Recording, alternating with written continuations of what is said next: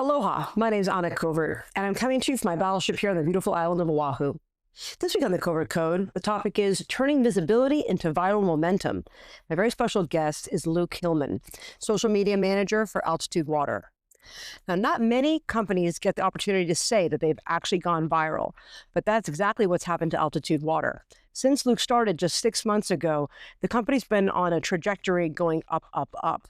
But nothing quite prepared them for last week, where they did a post that he's going to tell us all about that now is at 7.7 million views and climbing. So it's very exciting, and we're very blessed to have just launched a brand new website, my agency for Altitude Water. And here we're drinking a wonderful glass of Altitude Water. You can see these little tiny bubbles. Cheers. It is like an oxygen high that I hope all of you can one day experience. Right. That's delicious. So, Luke, thanks for being here today. Thanks so much for having me. Coming out on the hill. Oh my goodness. And to start Your us off, battleship is amazing. thank you. I love my battleship, and now that I have my Altitude Water machine and my solar, I'm like, I feel like it really is. All I need is a laser. I know. And to shoot down You're off grid. aliens, and I'll be all good to go. I was about to say, yeah, you can fight everyone. Yeah. So to begin every podcast, I like to give my viewers the Cliff Notes version. Okay. So it tells the Luke story, the abbreviated version. Sweet. Of how you got into this, what your background in social media is, how you came to where you are right now, and then we're going to dive into all things viral. Let's do it. Yeah, absolutely. So me personally, I've always kind of wanted to get into social media in terms of being able to convey a message that actually people relate to.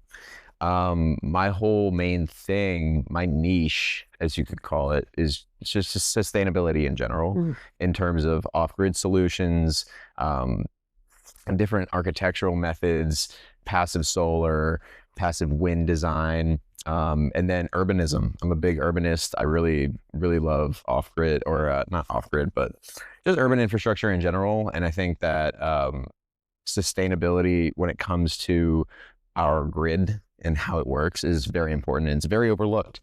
And I think that breeds community a little bit more. But in terms of social media, I started on YouTube about a year ago, and obviously YouTube is very hard because it's like longer, like more intimate content.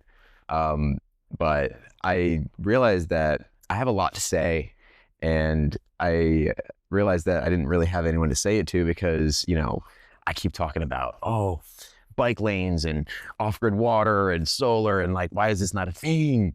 And, people in my, family and my close proximity were like, all right, just do something about it. So like, stop talking and just do it.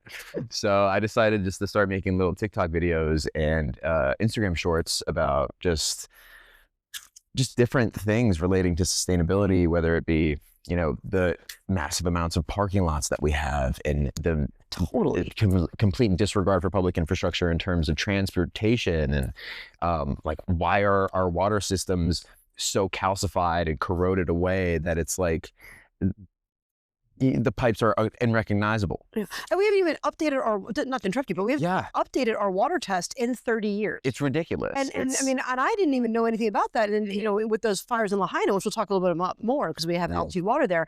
But, all these cars have melted. The lithium ion has melted, and it's gone into the air.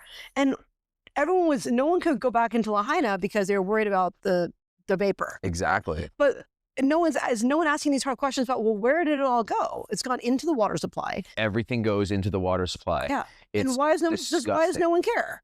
Right? Because no one gets paid to care. That's the problem. That's the reason. Yeah. And the thing is, it's like, I'm from Florida. So, there's a lot of rain, and the way we do with waste management, I have a whole video about how they're just expanding these landfills that are just mountains of trash that are so obvious to see everywhere from Florida because it's so flat. And it's so disgusting because all that rain gets into the garbage, essentially. And it's this garbage juice that's called leachate that essentially... It's called leachate. Leachate. Oh, wow. And it's disgusting, and it just goes right into our aquifers. And so listen to this. This is going to blow your mind. So the 80% of Florida's drinkable water comes from one giant aquifer, and that aquifer feeds around 1,000 springs all around Florida. 4 out of all of those springs are considered not contaminated. So we're dealing with a crisis here that's honestly irreversible at this point, because we have these PFAS, we have these forever chemicals that are actually already in our water supply, and there's nothing we can do to get them out except just to start preserving now. So, I mean, you know, yes, it is an expensive machine, and you know, it's. You know, I don't even think so. I'm going to tell you why. Because, you know, so we're talking about a residential device, Yeah. and I have one up here. It's $4,000. That can last for 20 years, right? The replacement is filters and some of these those little cartons. Literally just 100. So it's like $250 a year, right? Yeah. If you compare that to buying bottled water, if you compare that to being sick from water, Exactly. if you compare it to anything else, you know, it's sucking it right out. And what I didn't ever realize until I built this website for Altitude Water, which I'm also very passionate about sustainability. Yeah. I was about to say. That's why I love We get so giddy. much. Yes, so high on this topic. Yeah, exactly. But is that there's always the same amount of water in our atmosphere and on Earth forever. Since the beginning of Earth's time, there's been the same amount of water. It doesn't evaporate, doesn't escape outside of our, you know, sphere. Yeah. Right. So it's just changing form, right? And so it vapors off the water, it goes into the air, then it rains back down, goes through the ground, and that's the whole cycle of water. So the same water is here, just like all matter's here, and is recycled. Absolutely. Right? So this is like the new way here to really like take it from the air, and it's amazing. Absolutely. And the thing is, people love clean water. People always want clean water. And it's becoming such a scarce resource that, you know, having your own control of your own water is, I feel like, really important to me and my future kids. Like, I want my entire friends and family to be in control of their own supplies that they require to live. It just don't, it makes too much sense. It's like, I think also, so people don't think, you know, I used to do, I did some water marketing early on in my career here in Hawaii, and I learned a lot about water. And one of the things that was most shocking to me is that it really is a scam. Yeah. Right. Filtered water, or oh my God, distilled bottled water. Oh my God. Even Fiji water. You know, they had a tap in Fiji. Yeah. Off the side of a building. And it was just full-on marketing that's behind it. Yeah. And that's behind all of this water, right? And so you think you're doing something great, but first of all, it's in a plastic bottle in your car. That can be contaminated, right? Water can seep in and control anything around it. It is, you know, it's so powerful, like the crystals in that water. Exactly. You know, and so so back to not our little side digression, and it's point too. I remember, I'll never forget, I was in a bar in Florida. Yeah. And this was like a little bit of a dive bar a while ago, and I asked for a glass of water, and the bartender said very seriously, he's like, "Oh no, we don't serve water here." And I'm like, "Really?" He's like, "Fish piss in it." And I was like, "Oh, well, I guess that's true." So I laughed. I was like, "Oh, that's funny." And he was like, "No, for real, like, you can't have any water." I'm like, "Well, can I buy water?" Right. But so I think that Florida's got some interesting water. We have terrible tap water. If you taste tap water in Florida, immediately you can taste just lime. You know, there's so much limestone and just sediment in our water that, you know, it's like you spray a car with our tap water, it dries and you can see the print. Oh wow. You know, you can see the drip. And it's just like not good for you. What about the idea of minerals in water? You know, I think that's one of the big things I hear. And I think that's also been a marketing thing of like Evian, or like the glaciers. You know, there's some deep sea water that comes off the coast of Hawaii, actually. There's a jet out here. I used to do marketing for Ocean Baka.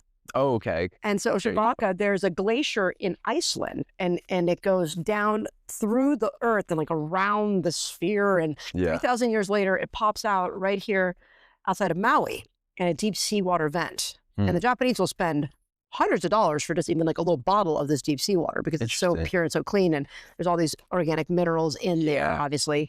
And that's what they use for their vodka. And then they use organic sugar cane. It was like a health beverage. Must be some expensive vodka. Amazing. But, you know, the thought there is, okay, well, how important is it to have minerals in water? Because that's something that's missing. What are your thoughts? So it's very important, because the thing is, a lot of people think that, you know, some people think it's just a scam, and partially to some extent it is.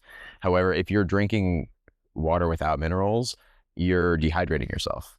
So essentially your body needs a certain amount of calcium, potassium, magnesium, that if you drink straight distilled water, Distilled water is just straight H2O, right? And that's what you get when you convert, air just to water. Without the mineralization, you'd be drinking dead water, essentially. And that dead water takes all of the minerals that you have naturally in your body and depletes them. Oh, wow. So it's actually extremely essential. So if you're drinking just like regular purified water, it's going to have some minerals in it naturally, just from like, being in the ground. Yeah, exactly. Yeah. But if you're drinking distilled water from air, you need to have minerals. So our machine, how does it infuse the minerals? So we have a whole pack that's a 6-month like interchangeable filter. The calcification? Yeah, the calcification device. Okay. So that adds all that calcium and all that potassium and all the magnesium that you need to actually not be depleted. So it's a lot more important than you would think, because there's not a lot of people who care about minerals, but I care deeply about minerals. I know. I think about them all day. Yeah, no, but it's definitely important. It's not like there are some companies who go above and beyond and say, oh, it has this, that, whatever, like in addition to what you truly need, just because it's marketing. Yes. But some of those are kind of off. Right. So back to the social virality, so you started off, you were interested in sustainability, you started, just kind of being a truth teller, you're a truth seeker. Essentially, yeah. And then, so did you create your own audience? How have you stumbled upon this magic sauce? So tell us everything. I started screaming at parking lots, and because I was so upset with our land use in Florida, especially because everything that's west of 95, which is the main interstate, is parking lots, strip centers, and it's so unbelievably depressing to look at visually. And when you come back from places that have, good, decent infrastructure like public transport and just sustainable effort, urbanist design, you come back and you see, oh my God, like this is just a waste of our resources. So I started screaming at parking lots, like with a just pulling out my phone saying, is this no way we agreed on this environment, right? And people always are curious about sustainability, but I feel like a lot of the sustainability content creators are very dense with their material, and it's really hard to understand because they're making 15-minute long videos. And I just wanted to take that concept and break it down into something that's super easy to digest for the average person. I'm not going to go into, Euclidean zoning and parking minimums, but I'm going to talk about, this looks gross. Yeah. What are we going to do about it? So that turned into, all right, I love talking about sustainability and I love talking about urban design. Let me put that more into the grid system aspect. So I started talking about water, and I started talking about solar panels on different houses, talking about like, why is this not a thing? And especially in Florida. And so I kind of grabbed that like part of the market, or the sustainability niche. And I just started making more and more videos, and out of 10 videos, one got like 50,000 views, and I was like, oh my God. You start getting addicted. And this is not with any paid media. This is all organic. Yeah, this is all organic. So it was actually December. Right now it's the end of February. But so it was December, I went over there. I was like, I got to make more videos with you guys, because I just thought the idea of off-grid water fascinating. So I went there and I just took a video of me next to the machine, and I'm like, hey, this machine produces 10 gallons of water per day and nobody's talking about it. This is atmospheric water generation, da-da-da-da-da-da. And I think the reason why it went and did the way that it did was because I wasn't scripting it and I wasn't thinking about it. Authentic. It was super authentic, and I just tell it how I saw it as a person who is not educated in a specific aspect from college or anything like that. I do have a college degree, but I didn't specialize in water sustainability. Right. So I was just a person making a video about it, and I'm pretty raw with my language sometimes, and sometimes that converts.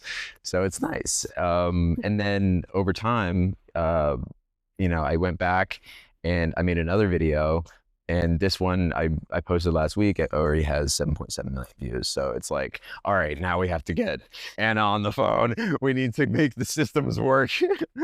So I'm glad we got together. Yeah, I'm really yeah. excited. And you know, it's so funny because I think I met Jeff, who's been on Yeah. 2 podcasts of mine. So you guys have probably already heard from him, but I met him 2 years ago at a event here in Hawaii for the RE Plus, Renewable Energy Plus. And so, you know, he was here because he had been over on Lahaina working Gotcha. with them, right? And I specialize in solar, right? So I Yeah. was doing at the time sun power and other things that are no longer around, right? Yeah. But we met at a party for CED, and it was like this beautiful party, rooftop party, and we started talking, and he told me what he's doing, and I was like, really? Well, this is interesting. Like I haven't heard anyone doing anything like it. Right. So I started talking about it. Right. Right. It's like, I've never heard of this. Yeah. Like, And I was this needs to be everywhere. Is there, and there's something like, what? You know? Yeah. Right, voodoo magic. I know. So we started talking, and then, you know, and I would not let it go. Like I was like a dog with a bone. I'm like, no, like I have to be a part of this. Yeah. Like, cause I also, you know, like the website was not what it deserved to be. Yeah. And so finally I'm like, Jeff, I will just do anything possible to get a machine and do this website. Literally. You know? Yeah. And now here we are. I know, and the new look is amazing. Yeah. It looks really, really good. But yeah, I mean, we're at a point where we're growing uncomfortably fast, and it's going to have some growing pains, yeah, for sure. But I think, you know, with the right people and with the right systems in place, we can finally get to a point where it's actually sustainable in terms of having the system do the work as opposed to manage the opportunities. Absolutely. Yeah, and I think it's true. It's like once you start to realize the opportunity, right? It's like, can it scale? Like we talked about earlier, exactly, right? And the answer is it can. Yeah. As long as there's systems in place. But and there's I think end. Back to the social component of it. Mm-hmm. So what do you think? Are you noticing there a certain type of audience that's being most attracted by what content you're producing? Is it a millennial? Is it who is it? Is it everyone, or is it a certain niche? It's funny you say that. I found the people who resonate with my videos are in that kind of like 18 to 32 range. And I feel like it's because people are, I mean, look at me. I mean, I've grown up knowing only that the world's getting worse and worse in terms of like environmental degradation, water supply, like water issues, water quality issues, air quality issues, global climate change. It's like, it's a barrage of like, we have to get off grid, right? And a lot of people are being just open their eyes to like the food supply and just how much chemicals and toxicity there is in our daily lives. And there's a huge niche with our generation, especially on like, all right, how can we do the preventable maintenance to really get to a place where we can be sustainable? Yeah. And I feel like a lot of people in my generation, especially, I'm 24, are getting more into sustainability and more into just non-toxic lifestyles, you know, because it's so prevalent nowadays and it's hard to get away from. So, well, I'm glad that you are, because it's got to be. And that's actually, there's no other way. When I wrote the solar coaster, I have it in the last chapter. I have kind of like a story it was a real story. Yeah. A touching experience. I had my daughter, she's going to be 12 this year, but she was, you know, going to be 10, I guess, or maybe it was even earlier, maybe 8. I was out here with her self-appointed godmother, and we're talking about, you know, the world and the state of the world and what was happening. And she's like, you know, I'm like, we have to do something about it. Right. And that's why, you know, I'm the solar. And she's like, yeah, but what can we really do? That's, you know, and I'm like, no, like, and I got really emotional about it. I was like crying. And I'm like, I have to do something because, you know, what am I going to tell Emma that, like, you know, she wants to grow up and she's like, Mommy, when I grow up, I'm going to be a interior designer or singer. And what am I going to tell her? That no, you don't get to have any choice, because guess what? In 15 years, there's not going to be a planet. Yeah. Because of the work of this upper echelon that doesn't care. Yeah. That is prioritizing greed over everything else. It's disgusting. And, but that's why I think it's so interesting when you say that, solar is not like a big thing, and it's not, right? But when you're in the industry, it feels bigger. Yeah. But it really is only 5% of all rooftops in America have solar on them.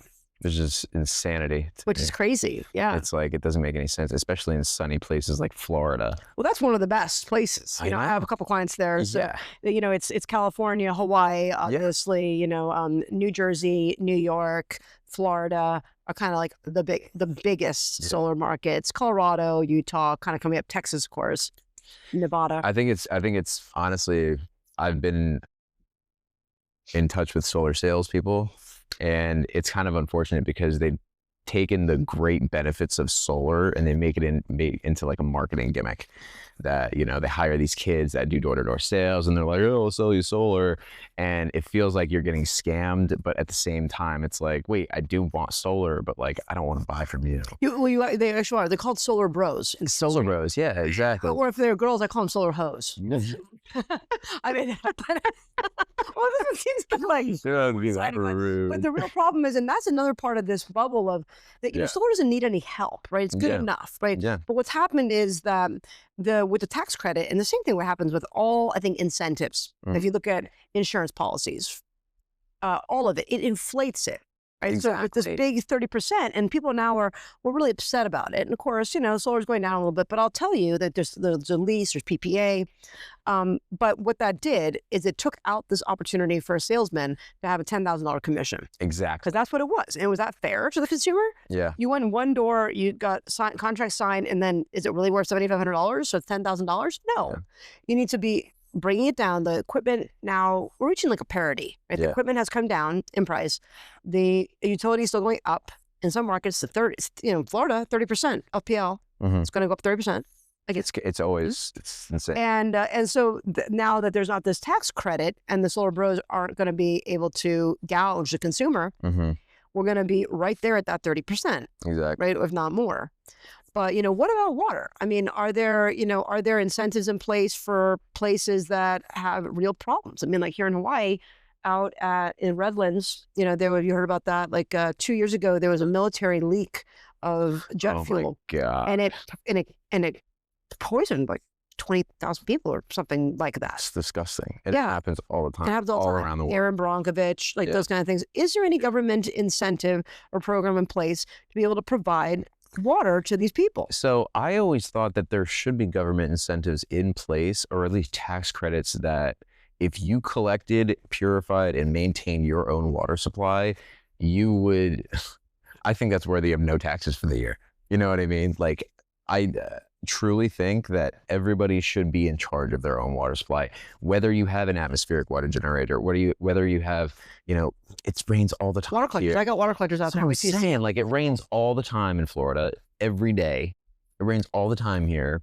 It doesn't make any sense why we're not just collecting and purifying our own water. For the toilets and things like that. Exactly. Yeah. And a lot of people bring up the runoff problem, and the runoff problem is valid, but if you maintain certain people to certain levels, it's not like you're going to have people hoarding water, you know? So people should be collecting water, and they should be purifying their own water, and they should be independent of the grid, or we just get a grid or we just get a government that makes the grid better and takes care of the grid, because there's, many instances in other countries Japan and Netherlands, Sweden, it's they know how to do it, and they're doing it because they care about it, and they care about the people's health at the end of the day.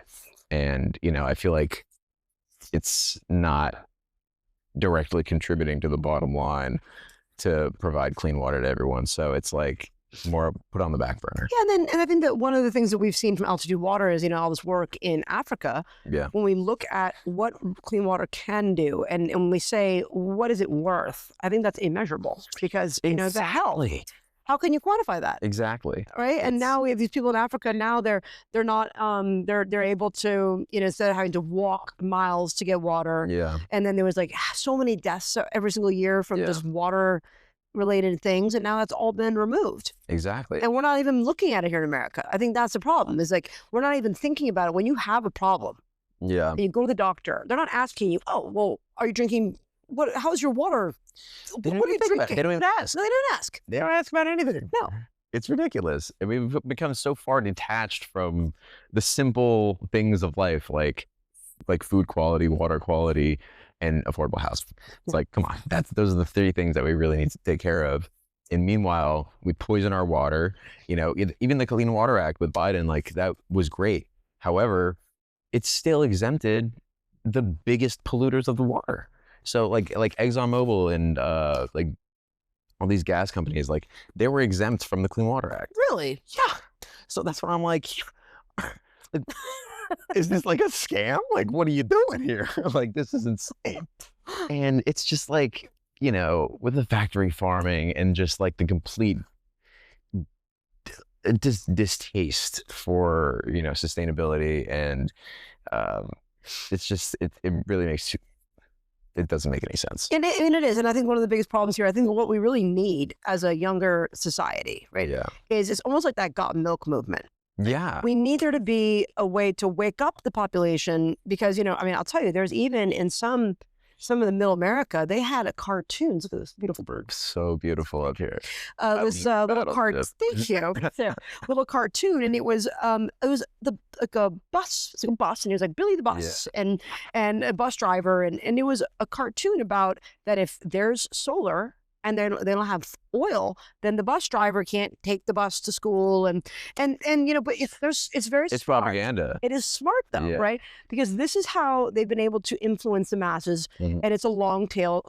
You know, it's a long scale. It's like when I saw Dune, and I know not in the original Dune there's no solar, but so what? Like, you know, what is the goal here of how are we going to get more, you know, environmental, social things into mass population, because it's not going to come through education. It takes too long. The textbooks aren't going to upgrade. It's not going to come from politics because they don't care, right? So what is that way that we That's why I'm trying to do it with social media, because I'm telling you, people spend 7 hours a day on their phones, you know, and all of our phones are just telling us that, like, just brains being rotted minute by minute. Brains being rotted. And I'm telling you, I'm not saying I make brain rot sustainability content, but I'm thinking, like, if you tap in to, you know, people where they're at, instead of trying to force education on them and make it seem like they're not going and like trying to learn something. If you make passive learning more available, that's where I think we can succeed, because, you know, educators nowadays are very dense. And that's why, like I said earlier, I want to make easy to digest content that sends a message, right? So whether you have to yell at the camera, whether you have to, you know, just grab other people's attention. I think street interviews are great with capturing attention based on just public opinions on things. And I think that the creator economy is becoming more and more valuable. Like, for example, I mean, there's social media marketing agencies that struggle to do any kind of volume, and they're running ads, and they're doing all this stuff. But when you think about it, people want authentic content. Yes. People want to relate to it. People want to view it as they're not consuming something. UGS, right? Yeah, UGC. UGC. Yeah, so essentially just like, one of my biggest pieces of advice for UGC is essentially pretend you're talking to your best friend on FaceTime and be as raw and authentic as you possibly can, because that's who wants to watch it. Yeah. And, you know, from my experience, the whole, oh, we need to post it this time and use these tags and this caption, it's all shit. Yeah. Throw it out the window. It doesn't matter. As long as you're posting consistently and you're not fake. I think that's it. Like, because also that's bot proof. Right? Yeah, absolutely. Because the bots are looking for pattern. Yes. The bots are looking for the tags. They're looking for these ways to try to manipulate and control the user. Right. And that's part of it. So if you're not even using any of those and you're just posting, and then people are finding you, right? I think honestly, so on TikTok especially, they transcribe your videos. So based on the transcription of the video, it'll send it to as many people in whatever niche that it should send it to, or it thinks it should send it to. When you throw a caption that is huge and a bunch of hashtags, you're essentially taking the original transcription and throwing it out the window, and you're putting it into a little box. Constraining it. You're basically. constraining the natural algorithm, when essentially, like, if you have a great piece of content, it'll perform regardless of what platform it's on or regardless of what you're saying. It's not about making good looking content. Or the, That's what a lot of, how entertaining is it? I think a lot of times, and that's, I think it's interesting that, because I have a lot of clients, and we've and I've read about this in my book of how important is social media? Yeah. Well, and that really depends on you. Yeah. Because a lot of people do it because they feel like they have to get likes. Yeah. Right? And but there's always a commitment. There's always an investment, whether it's in time or money or both. Right. Absolutely. But, and that's not saying that anything is right or wrong, but if what's on TikTok is like pretty much like, we're just seeing it's like a scroll happy kind of experience. Yeah. People are there just wanting to be entertained. Is that someone who's going to buy something? Everyone buys everything. So everyone is a consumer. But if you look at like TikTok Shop, there's products on TikTok Shop that have gone absolutely viral, specifically just on TikTok and no other platform, and they have their entire shipping and, system built into the app, which is fascinating. But now you get too many, advertisements. When it doesn't last. Here's the thing with what I want to realize about going viral, because it's like always the pipe dream. Right? And I've had clients be like, well, we need to go viral.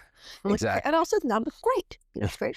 So how would you feel? How would you feel if I told you that we were going to spend $30,000 and hope and pray for a miracle? Yeah. Well, we wouldn't feel very good about that. Well, right. That's how many babies cry a day? Yeah. How many dogs, that's kind of viral. A lot of the time is luck. Yeah. Right. Right time, right. Not always. The good right person, when you're right right place, doing the right content. This is something special, right? Yeah. This is something that people want to hear. They're pulling it down toward them. It's like push versus pull marketing, right? Push is like Britney Spears saying, "Oh, download the new single," and it's on cereal boxes and it's being pushed down, versus Tool, who they only come out with an album every 10 years, and people don't need to do any advertising. People are waiting for it. They're pulling it down. Exactly. Right? So this is kind of like a pull down. People are looking for this content. Yeah. And now they're finding it, and now they're seeking more of it. Yeah. Right. But what we've seen with a lot of these like one-time wonder kind of situations, it's not just for songs, right? Yeah. That you might have a huge boom on your product and might sell a lot of things on TikTok. But is it sustainable? Yeah. And then that's where companies can cripple. Because now they've increased, it's like going to Costco. Costco is a killer for a lot of companies. Yeah. Because the second they'll either copy your product, right, and make it Kirkland. Yeah. Or what I've seen happen to multiple people that I've known is they get squeezed. They have to increase their demand and their product so much to meet the need. Then a month later, they say they're not going to pay the same amount for it.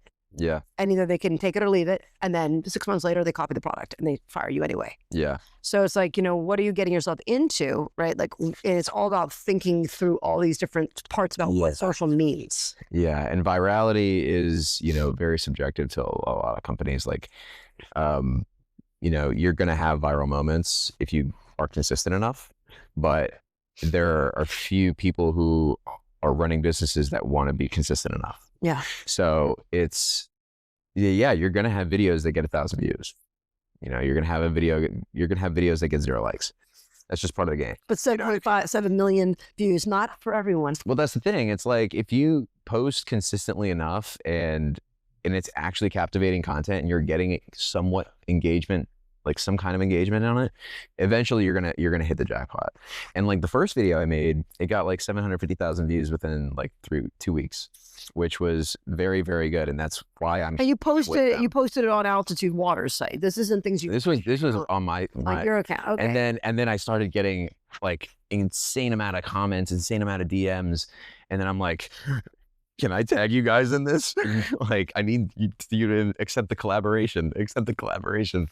So they accepted it. And then, it just kept performing well, because the thing is, if you get 50,000 views in, a day, that means you're going to get a couple 100,000 views by the time it keeps pushing it. And the thing is, if it's good video enough, it'll keep pushing it. I have videos from when I first started this account, and they're still getting pushed. Yeah. It's like, it only takes those 2-3 videos that get like, a couple million views, and then they keep getting them over the course of like the next month. Yeah. So you're a straight up influencer at this point. So what is? I mean, I would say probably. Stop. Don't say that. Well, what's the next thing here for you? I mean, I know you're working with Altitude Water, but So, are you also going to be? My goal is to create sustainable communities and sustainable developments. I think with what I know about debt and leverage with real estate, and what I know about off-grid systems, and what I know about alternative building methods, that I think that honestly, my main goal is to take all these different aspects of sustainability and create small pocket communities that harness urban design, off-grid water systems, solar systems, passive design, that, like, you know, maybe you don't need Rooftop garden. Exactly. I love that. Regenerative agriculture. It's like Singapore. You got to go to Singapore on your little. I need to go to Singapore. And like they have the aquaponic garden systems that are outrageous. It's like I'm getting like, I know, bubbly just thinking of. I know, but like that really makes me happy. And like I'm looking at like some of the things in Florida, like these new developments in Florida. They're all like golf course communities, single family homes, really nice, beautiful country clubs and everything. But I'm thinking, imagine take that concept and put solar panels on every house, put water capture and infiltration on every single house, have cows, chickens, renewable energy, circular systems. So you go into these places and it feels like a modern paradise. It's like of those solar buildings. I was in my first, I went to college in Boston, and my last year there, I was living in Boston, and I was at this first green building. Yeah. So when you ran your dishwasher, it like heated the pool. Yeah. And stuff like that. Totally, that makes so sense. Cool. And that people don't understand. And it's like, just even like the simple thing of like taking the moisture out of the air. It's like, I didn't know that. Yeah. I ran a poll on my Instagram. I had like 1,000 people comment or do the poll. And it was basically just saying, do you know what atmospheric water generation is? 80% said no. Yeah. Because they don't know. Well, then I have a dehumidifier in my closet. Yeah. And then when you're taking the water out, you're like, oh, well. What can I do? Yeah. Can you drink this? You know? Yeah. Yeah. But you can't, by the way. But that's the thing. That's distilled water. That's why you need the minerals. Yes. Yeah. I'm glad we tied that back in. This is fun. I like it. It is fun. So these communities, like, so you want to champion this change. Yeah. You're going on this, so your next stop is Tokyo or Japan. And are you looking for other types of companies like Altitude Water to join in your community? Like, what's the next step, the call here to action? I want to learn more about what they're doing right and what they're doing that we can take from that and reapply it into America, whether it's their building codes, you know, something about, you know, how I've heard that they're doing, you know, they're turning little walking pads into electricity. They're doing all sorts of green technology. I can't lie, I love the public transportation. Yeah. So all of those combined, I feel like, all right, obviously Japan's not perfect, but what can we take from them? Because, you know, we have a good amount of money in America to do the things that we want to do if we just do it. Cybertrucks. I mean, hey, come on. That's what I'm saying. Like we can fund that. We can fund anything. Anything. Yeah. Like, come on. But I really want to see what they have in other countries. Like you said, Singapore has really cool sustainable design. Germany. I mean, all over Europe. Netherlands is it's amazing. Off the chain. So cool. And even for the homeless, I'm seeing these little like mini, like it's almost like a tent. And that's got a solar panel on it. And they can just like sleep in them. You seen those? I'm like, come on, that's pretty nice. I mean, like, not that I would trade my car. If I was going to be out there in the nature, I would totally like be one of these little. And just having humanity about things. Yeah. You know, like I feel like, you know, of course, money is amazing, but if you're making money at the expense of the environment, I can't agree with that. No. And, you know, that's why I'm so passionate about this water thing. And that's why I'm so passionate about just learning more about sustainability, because this is inevitable. This is something that we can't hide from. This is something that our children are going to have to worry about. This is something that I'm going to have to worry about growing up. So the sooner we get on it now and the sooner we can make it fun and entertaining and exciting and we're like learning about it, I think that's the best way to do it because, you know, nobody wants to go out and learn, but people want to consume. They want to consume easy, fun content that has to do with cool tech and cool stuff and, you know, sustainable practices. So that's why I want to do what I want to do. Awesome. So yeah, I'm excited. Well, thanks so much for coming and sharing this passion with us. Oh my goodness, it's my absolute pleasure. Thank you so much for having me. I wish we could pan the camera over there. Yeah. See how beautiful it is. It is. Well, and how can people get a hold of you? So email is luke@thehillmans.com, THEHILLMANS.com. My Instagram is Luke Stop Talking because I cannot stop talking about sustainability, and I can't wait to see what the world has to offer, and I can't wait to see what we can benefit from it. I can't wait to see all the different design aspects and just implementation and engineering features that we can implement into our society to make it truly the solar punk, incredible, sustainable society that I think we can. And we have the means for. So this is not impossible. No. It's just political will and drive. That's it. That's it. We need. And we're going to have all of these links, all of Luke's social channels and all of the ones for Altitude will be in the description right here for YouTube. And thank you so much for joining us. Please join us next week as I interview another industry expert and topics to help you succeed on and offline. Big mahalo to our community. We just reached over 125,000 subscribers on YouTube. And it's because of you and your aloha. Continue to share this content with your friends and family so I can get more exciting guests like Luke on to share their passion and vision with us. We are streaming on Spotify, Apple, Amazon, iHeart, and of course, YouTube. And I cannot wait to see you next week in the Pixels. Thank you so much for being here. Aloha. Aloha. I hope you enjoyed this episode of the Covert Code podcast. If you're loving the insights we share here, don't forget to follow us on your favorite podcast platform and leave a review. Your support helps us reach more digital innovators like you. Share this episode with your friends and colleagues on social media and help spread the word. And if you're in the solar space or just curious about where clean energy is headed, I'm thrilled to announce my brand new podcast, The Solar Coaster. This show digs into the real stories, trends, and challenges of the solar industry, with bold conversations and powerful takeaways you won't hear anywhere else. Follow the Solar Coaster now so you don't miss a single episode. Thanks for tuning in. See you in the Pixels. Aloha.